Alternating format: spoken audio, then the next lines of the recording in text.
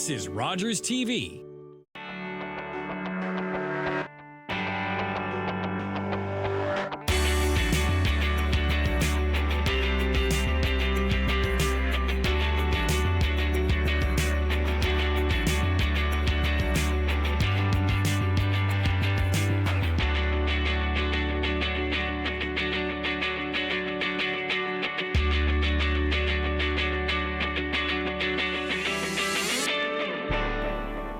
Welcome to this week's episode of LdnOnt TV here on Rogers TV. I am your host, Brona Morgan, and welcome to February and welcome to Black History Month.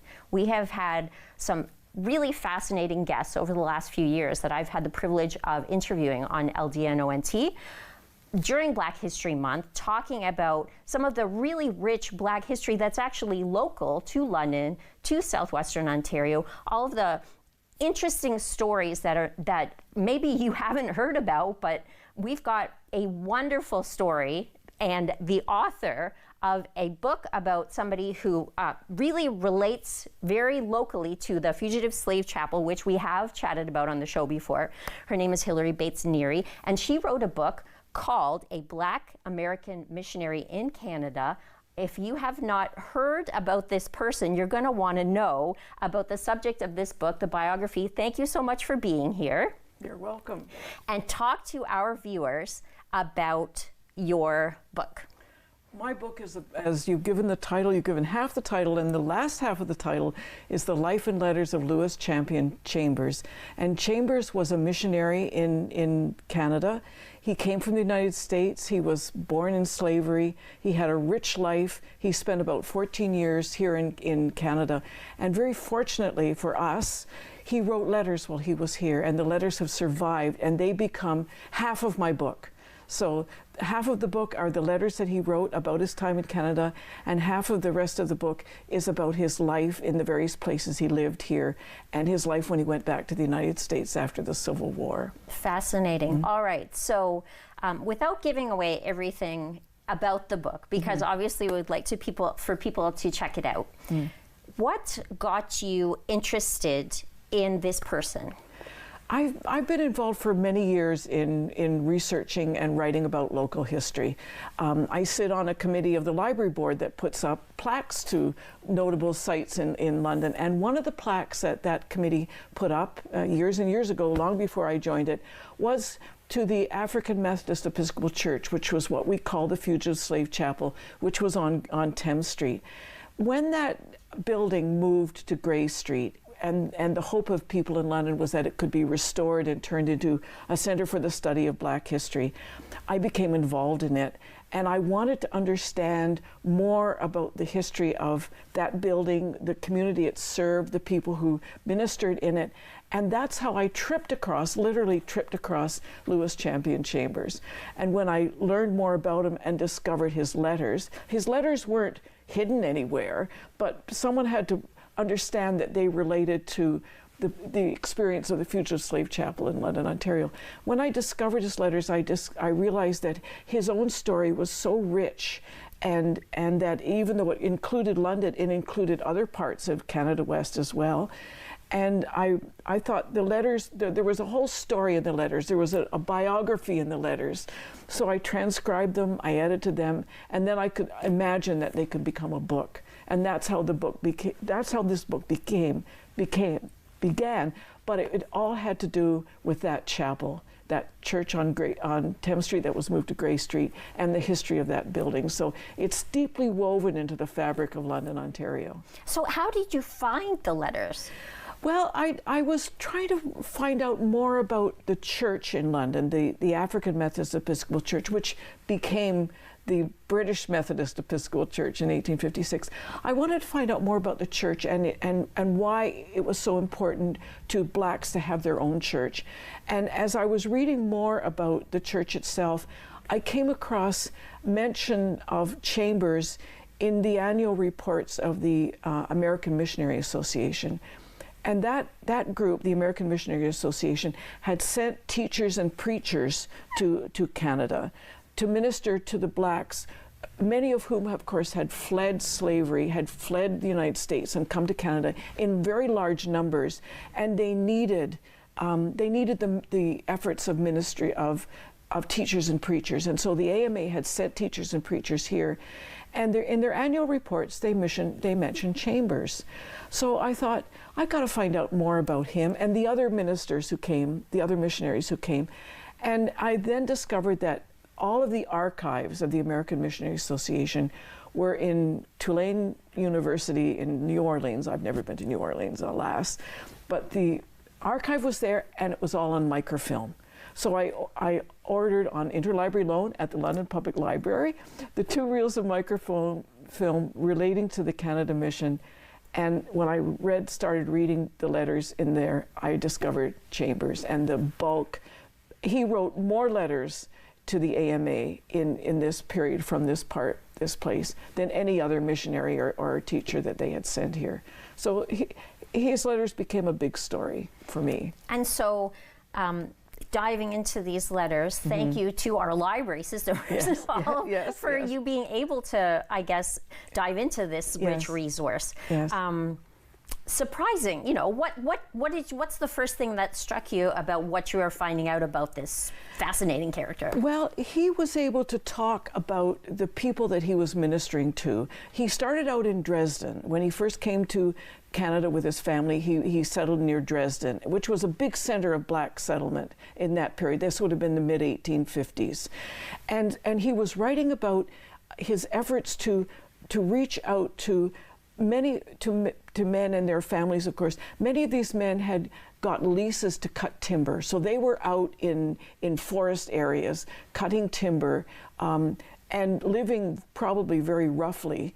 And he was going to those areas where they weren't coming into town, they weren't coming into Dresden. He was going out to them. He was ministering to them. He was trying to give them guidance. He was starting Sunday schools for their kids. Many of the adults, blacks who came here, could not read or write. So the Sabbath schools that he established were teaching people basic literacy and ministry at the same time.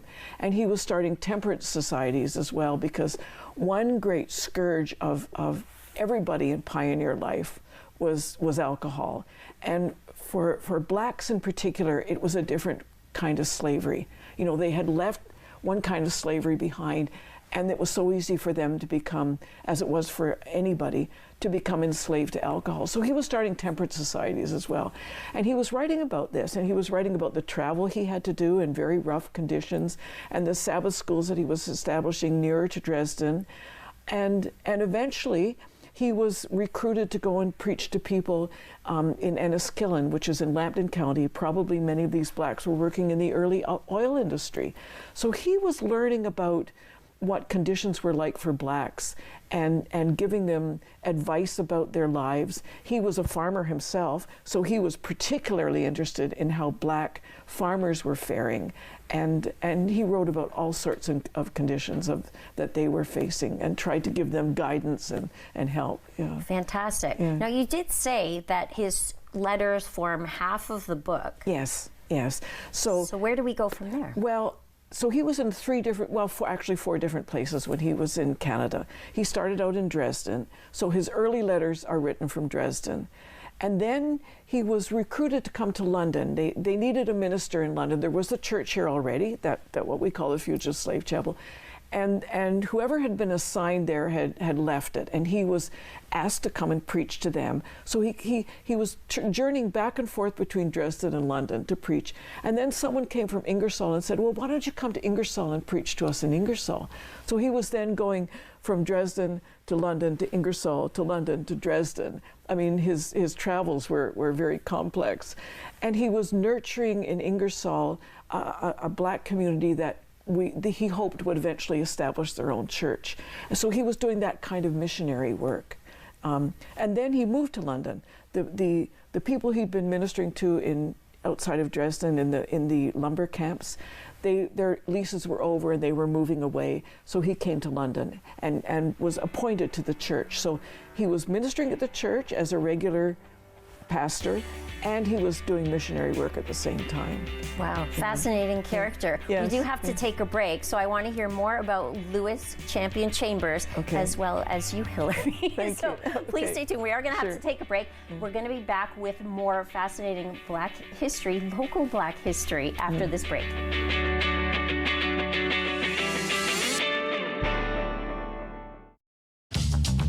This program is brought to you by Ignite TV. Now you're in command.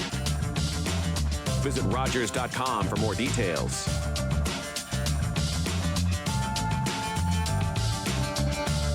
Carbon monoxide is a deadly gas you can't see, smell, or taste. Homes with fuel-burning appliances and/or attached garages must have working CO alarms installed outside all sleeping areas. Don't let the silent killer get you. Install working CO alarms today.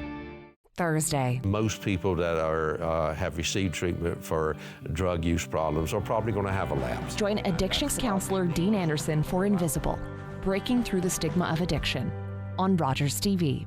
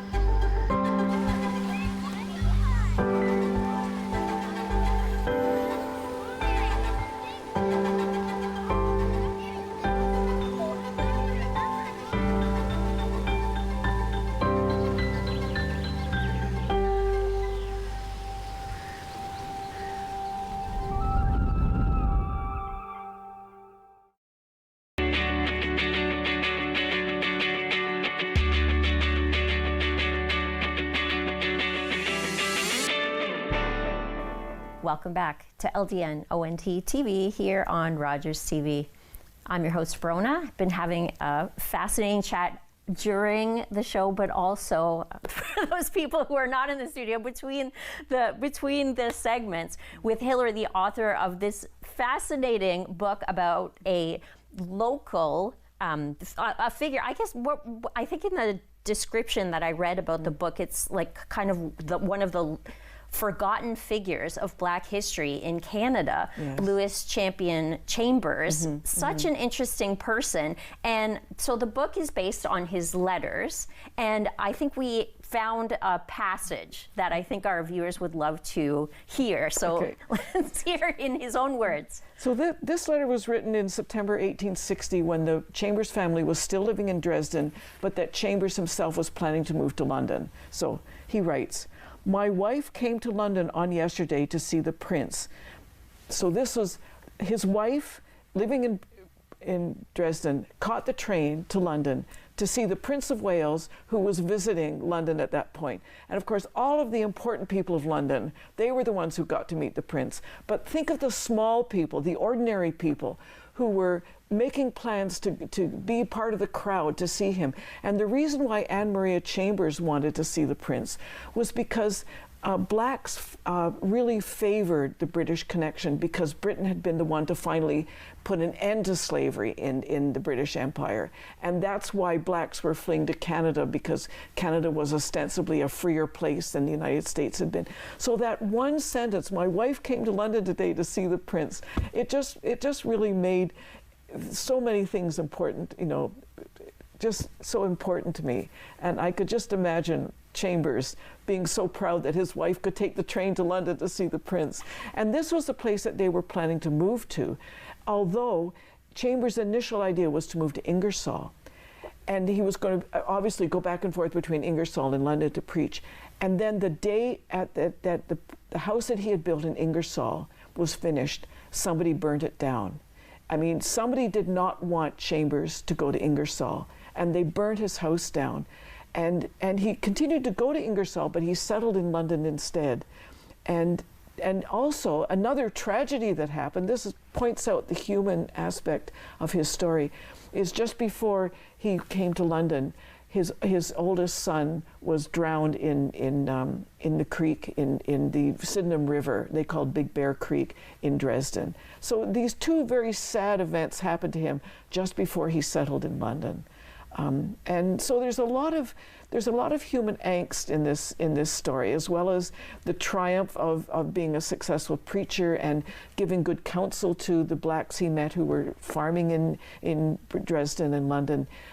There's also some really beautiful human passages in his letters. I think, reading a biography and reading these letters is such a powerful way to learn history. Yes. Rather than like learning it from, because there is, I guess, a textbook aspect to this book. There's history in here, but learning it right from the words. And I think one of the things we were talking about during the break is how the tone of his letters and the language he uses is not just a great insight into this person's character, but just that's a part of history as well. Yes, and talking about the strength of his letters and the emotional impact, a lot of it, of course, had to do with his faith, because he was a minister. He was preaching to people who needed that kind of spiritual support because their lives were difficult. They had lived difficult lives.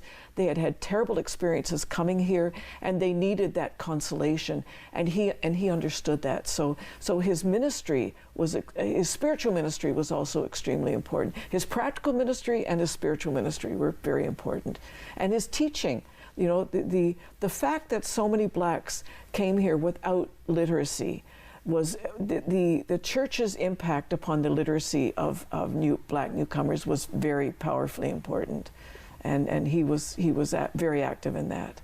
Yes, I can just see, and I am sure our viewers can feel that your passion for this project. And so a labor of love for you, not just to educate other people, but obviously this has been a wonderful journey for you to learn about local history as well as this amazing man. Yes. And I believe that this book has just received an award. Yes, it came to me as a great surprise. The Ontario Historical Society gives out a number of awards, and what they've given to me is the Donald Grant Creighton Award for biography for a book published within the last 2 or 3 years.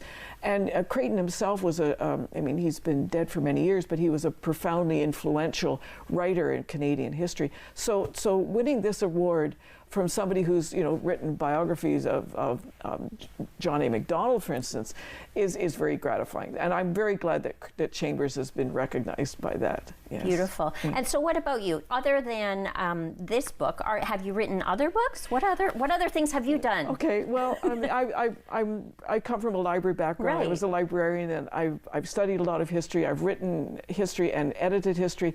With Mike Baker, who used to be the curator of regional history at Museum London, Michael and I published 100 Fascinating Londoners and London Street Names. So there's 2 books that I can gain credit for.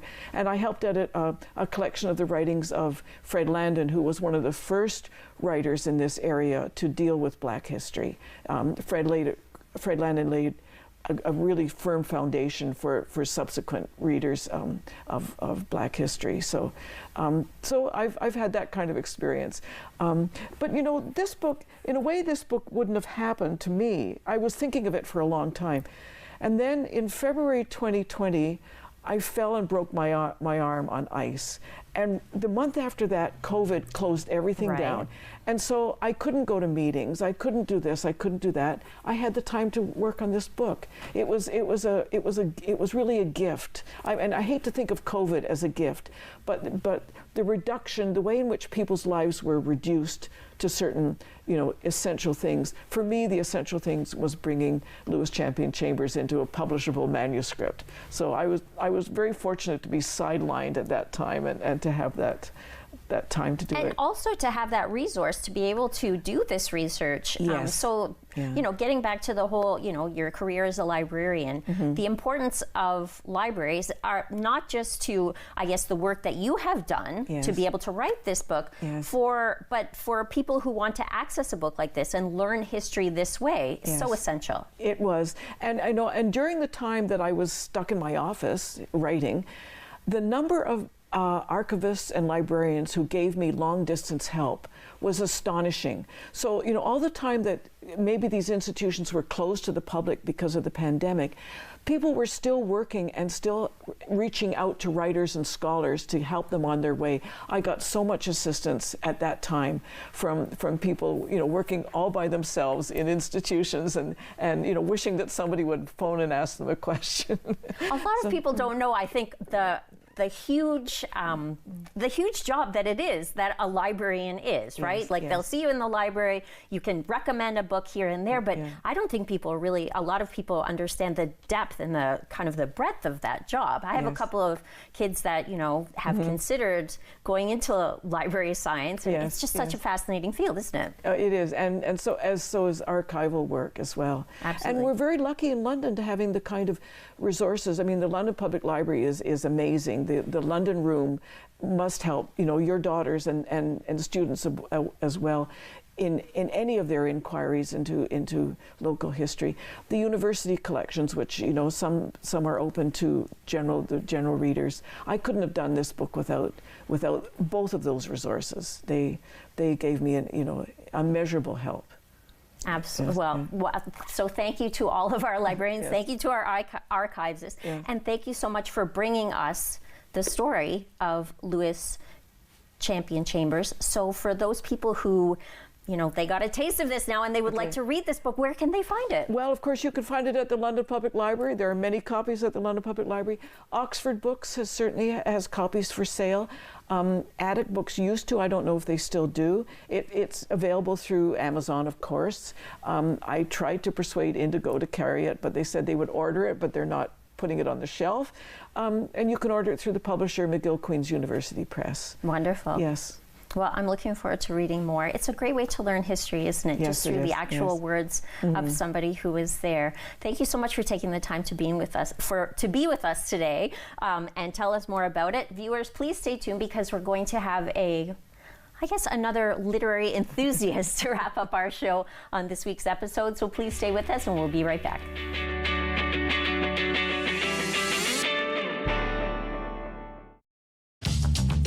This program is brought to you by Ignite TV. Now you're in command. Visit Rogers.com for more details.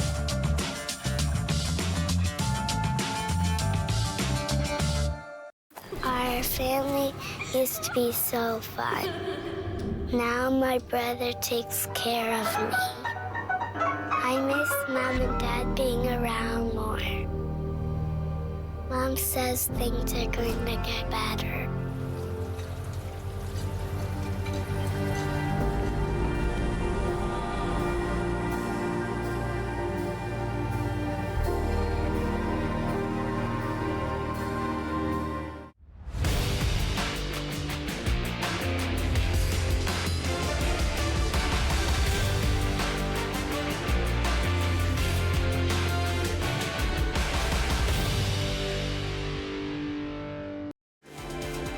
Hi, I'm Dr. Mario Elia, host of Keeping London Healthy here on Rogers TV. Join us Wednesdays at 6:30 where we discuss health topics relevant to you and bringing on experts in the field to give you the best, most up-to-date information.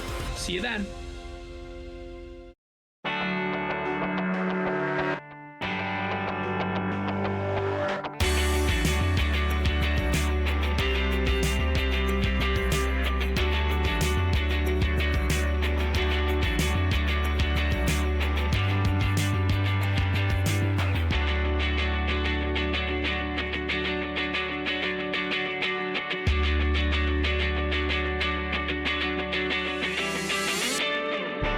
Welcome back to LdnOnt TV here on Rogers TV.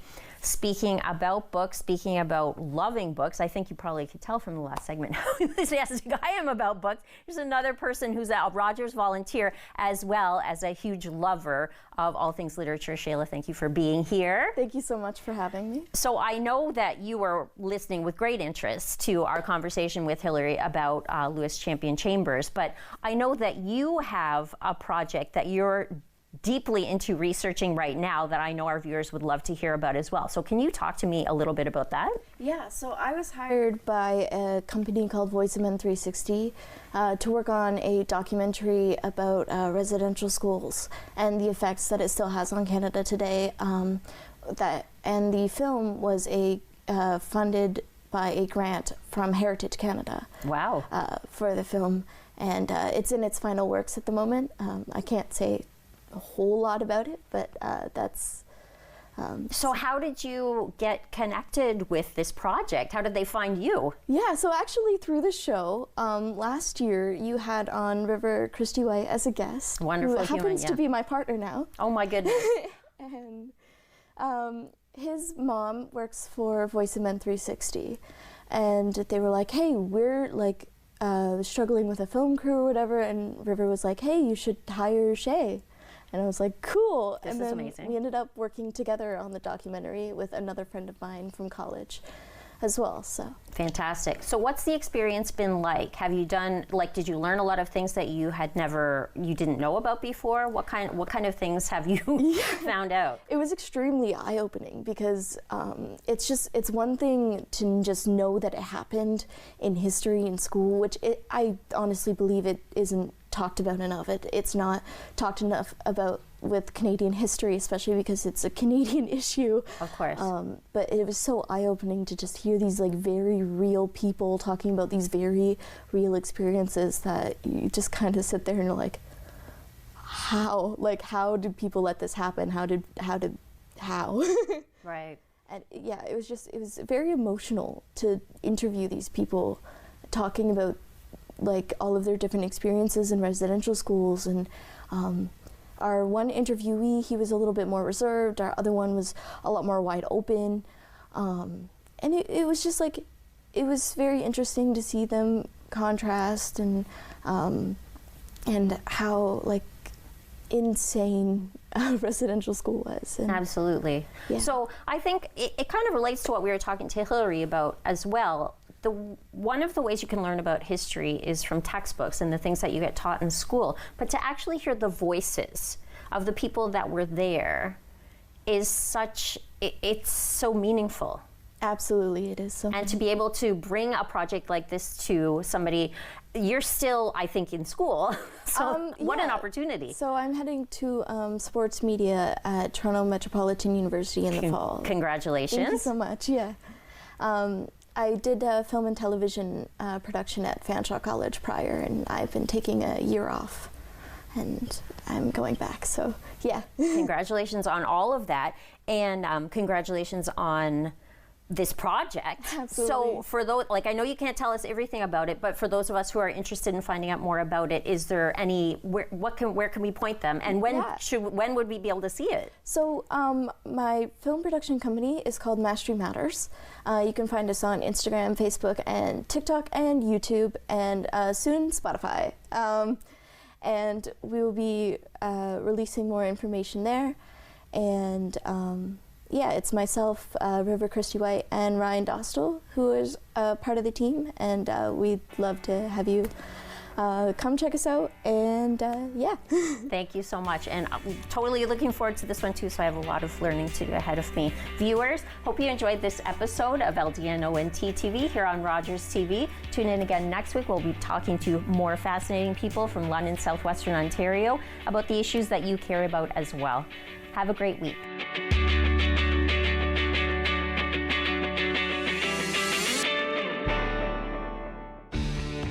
Connect with us by visiting our website or email us at comments@rogerstv.com. Today, I helped a senior find transportation to an important medical appointment.